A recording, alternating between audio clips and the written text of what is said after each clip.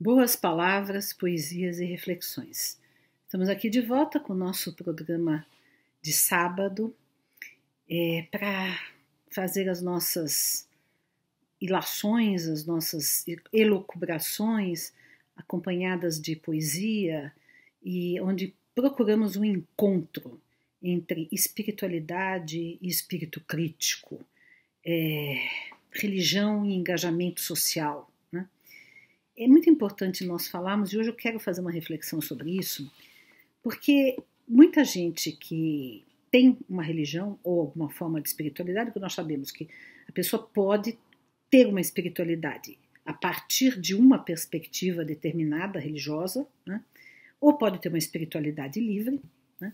Enfim, a espiritualidade é o denominador comum, né?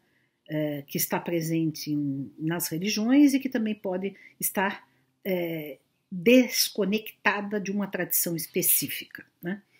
Mas a pessoa pode ter, enfim, uma espiritualidade e muitas vezes quando ela começa a se engajar num projeto de militância social, de crítica da sociedade, de indignação justa diante das injustiças do mundo, e começa a fazer parte, talvez, às vezes estudar sociologia, às vezes fazer parte de militâncias partidárias ou sociais ou políticas, ou escrever, enfim, né? Seja qual for o tipo de ação que ela escolha para se engajar no mundo, muitas vezes ela deixa de lado a espiritualidade, começa a se afastar, né? Primeiro, tem um motivo muito concreto para isso, né? Porque muitas vezes as religiões, as tradições são conservadoras, alimentam o status quo, enfim. Então, ao fazer uma crítica, né, das religiões, acaba-se muitas vezes renegando a própria espiritualidade contida nas religiões, né? Mas também, às vezes, esse afastamento nasce, né, de uma revolta, né, de um mal-estar, né? Talvez às vezes existencial, como conciliar a ideia, por exemplo, de uma transcendência, de um Deus justo, amoroso, com a quantidade de injustiças e de mazelas que nós temos nesse mundo, né?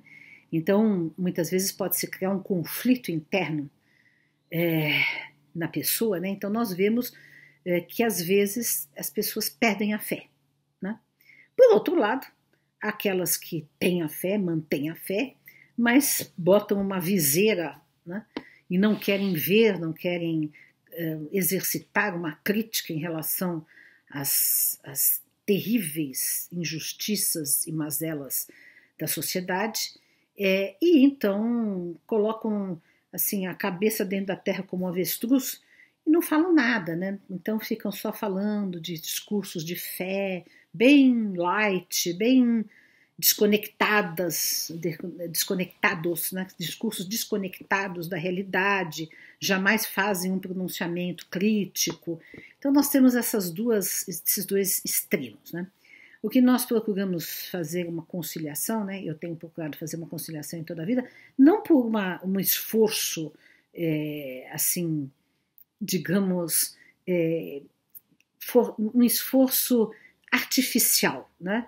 Querendo conectar duas pontas que não se conectam, mas por uma questão mesmo existencial, né? Porque eu sinto assim, e muitos sentem, né? Nós temos, por exemplo, os teólogos da libertação, né? Seja protestantes, sejam católicos, temos os judeus progressistas, né?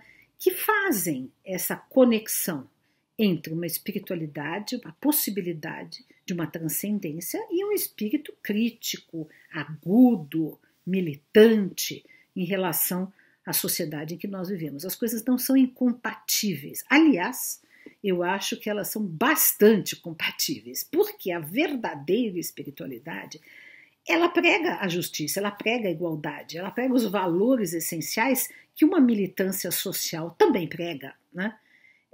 Então, elas não são incompatíveis. O que a espiritualidade acrescenta, no meu ponto de vista, é uma visão de transcendência, de eternidade, que nos conforta, né? Que não nos deixa num estado de ansiedade excessiva, né? ou de revolta perturbadora, digamos assim, né?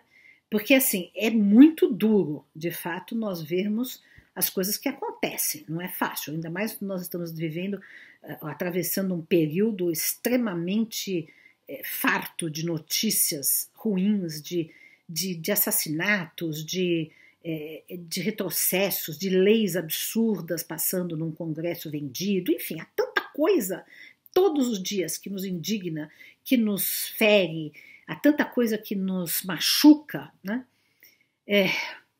Que às vezes nós podemos até, e muita gente acontece isso, adoecer psiquicamente por conta de toda essa avalanche, né, de fatos sombrios que estão postos diariamente nas notícias, né? Então, o que acontece? A espiritualidade é um lugar de conforto, porque é um lugar de, digamos, de reequilíbrio, de abastecimento para a luta. Né? Não é necessariamente a negação da luta, a fuga da luta, mas é um lugar onde a gente se abastece psiquicamente, com a perspectiva da eternidade, com a perspectiva da presença divina, com a perspectiva de uma esperança que é garantida, digamos assim, né? Uma esperança que se garante, porque não é uma esperança possível, é uma esperança certa, porque se há um Criador, se há uma justiça imanente em todo o universo, então nós vamos conseguir reverter, nós vamos conseguir fazer um novo mundo, nós vamos conseguir mudar as coisas, né? Então há uma, digamos assim, uma possibilidade mais real diante de uma raiz de espiritualidade que nos alimente na luta do cotidiano. Né?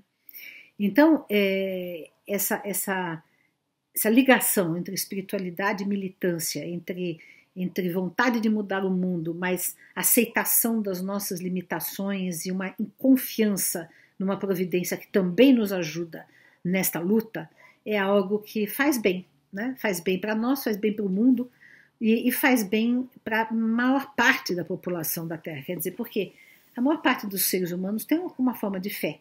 Nós não podemos também falar com o povo e conquistá-lo para uma consciência política social através da negação da fé. Eu acho muito difícil isso. Né? Então, é preciso falar com o povo através da fé também. Né? Então, eu quero ler aqui para a gente complementar hoje a nossa conversa, desse meu livro aqui, Luas Vermelhas, que tem todo uma parte do livro que se chama Enriste, que são justamente as poesias de militância social e política. Né? E um poema que eu não li aqui, que é um pouco comprido, mas vale a pena para a gente hoje encerrar essa nossa reflexão, que é um poema chamado Poema Libertário. Como todo mundo sabe, a minha posição é anarquista ou libertária, né?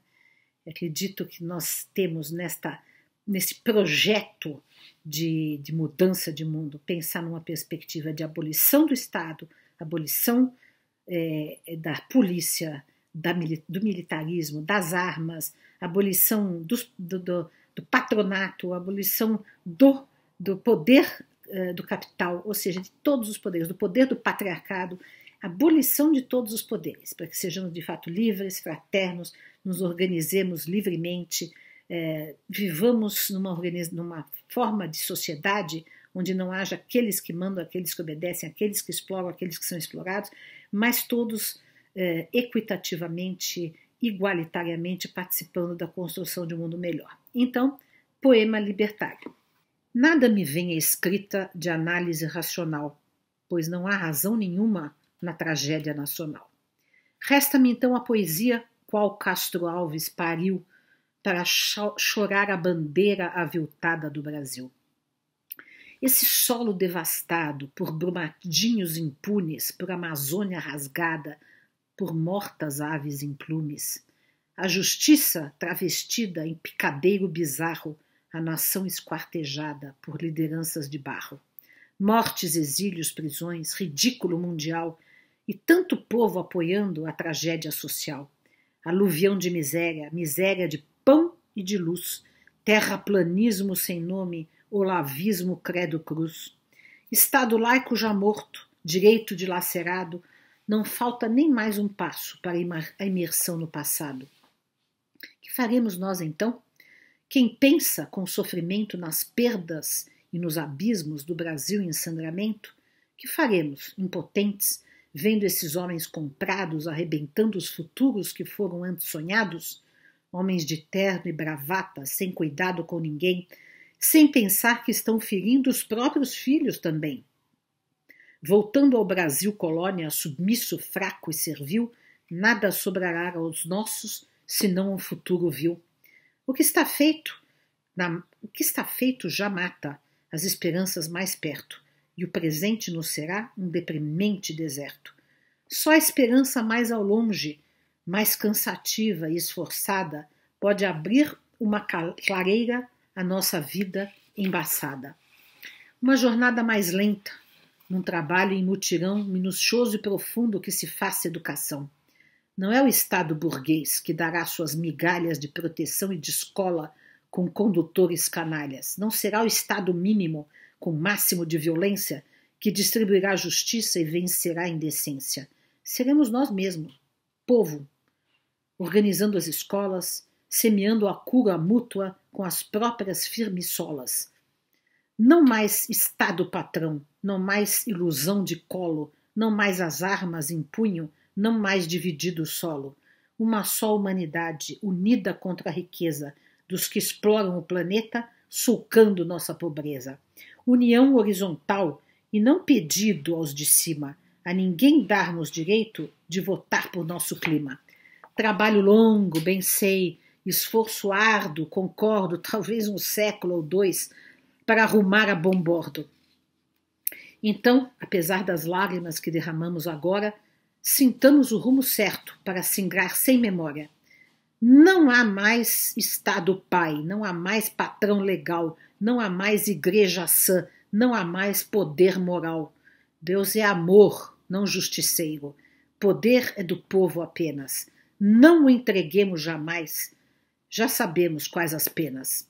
Não mais os representantes que vendem o nosso voto, não mais juízes que punem segundo o seu próprio moto. Adeus, poderes humanos. Só exista o poder do amor. A paz solidária e justa, sem pátria, lucro ou senhor. É longo o caminho, sim. Nossos pés já vão sangrando, mas há um horizonte certo, no porvir, nos acenando. Então é isso, gente. Algumas reflexões anárquico-poéticas para a semana. Um grande abraço.